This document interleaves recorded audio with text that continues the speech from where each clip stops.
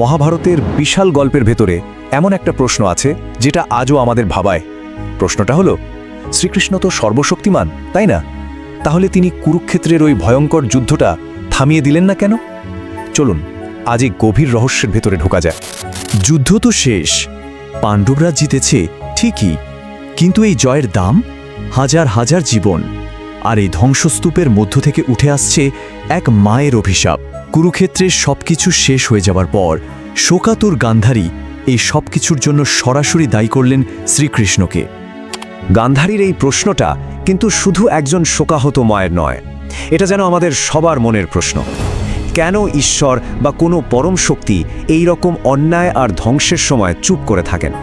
চলুন এই জটিল প্রশ্নের উত্তর খোঁজার একটা চেষ্টা করা যাক। আচ্ছা, চলুন একটু সেই সময়টায় ফিরে যাই। যুদ্ধ বিধ্বস্ত হস্তিনাপুর, একদিকে যুধিষ্ঠিরের রাজ্যাভিষেকের আনন্দ, আর অন্যদিকে পুত্র হারা মায়েদের বুক ফাটা কান্না।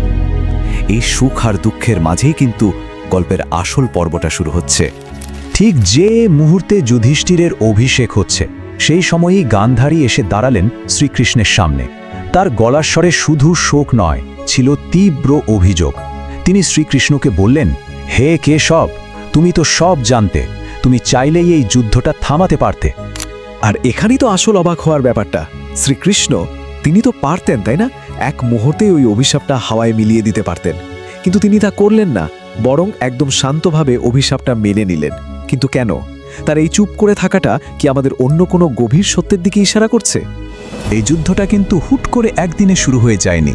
এর শেকড় গেঁথে ছিল বছরের পর বছর ধরে চলতে থাকা বঞ্চনা আর অন্যায়ের মাটিতে। গান্ধারীর অভিশাপটা বুঝতে হলে আমাদের প্রথমে সেই অন্যায়ের ইতিহাসটা জানতে হবে। এই টাইমলাইনটা দেখলেই ব্যাপারটা পরিষ্কার হয়ে যাবে। দেখুন, শুরুটা হয়েছিল কিভাবে। প্রথমে বার্ণবর্তের যতুগৃহে পুড়িয়ে মারার চেষ্টা, তারপর ইন্দ্রপ্রস্থের ঐশ্বর্য দেখে দুর্যোধনের হিংসা, আর তারপর তো সেই পাশা খেলা, যেখানে শুধু রাজ্যই নয়, পাণ্ডবদের সম্মান, স্বাধীনতা সবকিছু কেড়ে নেওয়া হলো। শেষে দ্রৌপদীর সেই চরম অপমান। একটার পর একটা ঘটনা যুদ্ধকে অনিবার্য করে তুলছিল। ভরা রাজসভায় অসহায় দ্রৌপদী শুধু একটাই প্রশ্ন করেছিলেন। এটা কিন্তু কোনো সাধারণ প্রশ্ন ছিল না, এটা ছিল ধর্ম আর ন্যায়ের মূল ধরে একটা নাড়া দেওয়া। কিন্তু কি উত্তর পেয়েছিলেন তিনি? উত্তর ছিল নীরবতা। ভীষ্ম, দ্রোণ, বিদুর, এত সব মহারথীরা সবাই চুপ, আর তাদের ওই নীরবতাই সেদিন অধর্মকে জিতিয়ে দিয়েছিল। সত্যি বলতে যুদ্ধের আসল বীজটা কিন্তু সেদিনই বোনা হয়ে গিয়েছিল। কিন্তু প্রশ্ন হলো, এর পরেও কি যুদ্ধটা আটকানো যেত না? কেউ কি চেষ্টাই করেনি? হ্যাঁ, করেছিল। আর সেই চেষ্টাটা করেছিলেন স্বয়ং শ্রীকৃষ্ণ। আর এটাই প্রমাণ করে যে তিনি নিজে এই যুদ্ধটা কখনোই চাননি।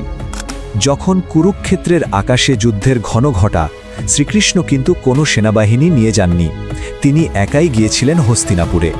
উদ্দেশ্য একটাই, শান্তি, যে কোনো উপায়ে যুদ্ধটা থামানো। তার প্রস্তাবটা ছিল খুবই সাধারণ। পাণ্ডবদের মাত্র 5টা গ্রাম দিয়ে দিন, ওরা শান্তিতে থাকুক, যুদ্ধটা এড়ানো যাক। কিন্তু দুর্যোধনের উত্তর অহংকারে ভরা, গ্রাম, যুদ্ধ ছাড়া এক চুল জমিও দেব না। একদিকে শান্তির চেষ্টা আর অন্যদিকে ক্ষমতার লোভ। এই বৈপরীত্যই বলে দেয় কে যুদ্ধটা চেয়েছিল।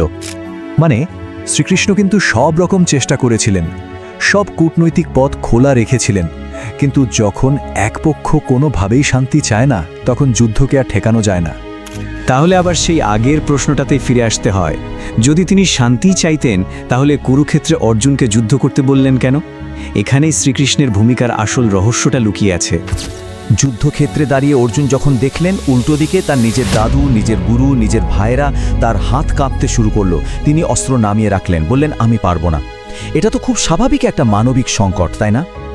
এই মুহূর্তে যুদ্ধটা আর শুধু জমি বা রাজ্যের লড়াই থাকলো না, এটা হয়ে গেল একটা আদর্শের লড়াই।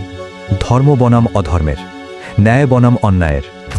যখন অন্যায় এতটা বেড়ে যায় যে তা পুরো সমাজকেই গ্রাস করতে উদ্যত হয়, তখন সেই লড়াইটা আর ব্যক্তিগত থাকে না, সেটা হয়ে দাঁড়ায় পুরো মানবতার অস্তিত্ব টিকিয়ে রাখার লড়াই। শ্রীকৃষ্ণ এখানে কোনো ম্যাজিক দেখিয়ে যুদ্ধ থামিয়ে দেননি। তিনি হয়েছিলেন ধর্মের সারথি। তার কাজ ছিল অর্জুনকে পথ দেখানো, সঠিক দায়িত্বটা মনে করিয়ে দেওয়া, নিজে তরোয়াল হাতে যুদ্ধ করা নয়।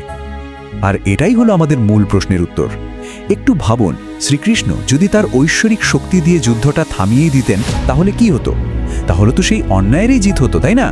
তার আসল কাজ যুদ্ধ থামানো ছিল না, তার কাজ ছিল ধর্ম প্রতিষ্ঠা করা, আর সেটা করতে হলে মানুষকে দিয়েই অন্যায়ের বিরুদ্ধে লড়াতে হবে, তাদের বিবেককে জাগিয়ে তুলতে হবে। কুরুক্ষেত্রের যুদ্ধ তো কবেই শেষ হয়ে গেছে, কিন্তু এর শিক্ষাটা আজও আমাদের জন্য খুব প্রাসঙ্গিক। কারণ এই যুদ্ধটা শুধু ইতিহাসের বইয়ের পাতায় আটকে নেই, এই যুদ্ধটা আসলে আমাদের প্রত্যেকের ভেতরও রোজ চলছে। কুরুক্ষেত্র আসলে শুধু একটা জায়গার নাম নয়, এটা একটা প্রতীক, আমাদের জীবনের সেই নৈতিক লড়াইগুলোর প্রতীক, যেগুলোর মুখোমুখি আমরা রোজ হই। ধরুন চোখের সামনে কোনো অন্যায় হতে দেখছেন, সেটা ছোট হোক বা বড়, তখন কিন্তু আমাদের সামনেও দুটো রাস্তা খোলা থাকে। একটা সহজ পথ, চুপ করে থাকা, ঝুঁকি না নেওয়া, নিজেকে বোঝানো যে এটা আমার ব্যাপার না। আর অন্যটা হলো ধর্মের পথ, আওয়াজ তোলা, সত্যের পাশে দাঁড়ানো, যেটা ঠিক তার জন্য লড়ে যাওয়া। শ্রীকৃষ্ণ কিন্তু আমাদের হয়ে আমাদের লড়াইটা লড়ে দেন না, তিনি শুধু আমাদের বিবেকটাকে জাগিয়ে দেন আর পথটা আমাদেরই বেছে নিতে বলেন। মানে ধর্ম রক্ষার দায়িত্বটা কিন্তু শেষ পর্যন্ত আমাদেরই কাঁধে। শেষ পর্যন্ত সিদ্ধান্তটা আমাদের। যখন আমরা আমাদের নিজেদের কুরুক্ষেত্রে দাঁড়াবো, তখন আমরা কোন ভূমিকাটা নেব? সেই মানুষটার যে অন্যায় দেখে অস্ত্র নামিয়ে রাখে, নাকি তার যে ন্যায়ের জন্য লড়তে প্রস্তুত? এই প্রশ্নটাই মহাভারত আমাদের সবার জন্য রেখে গেছে।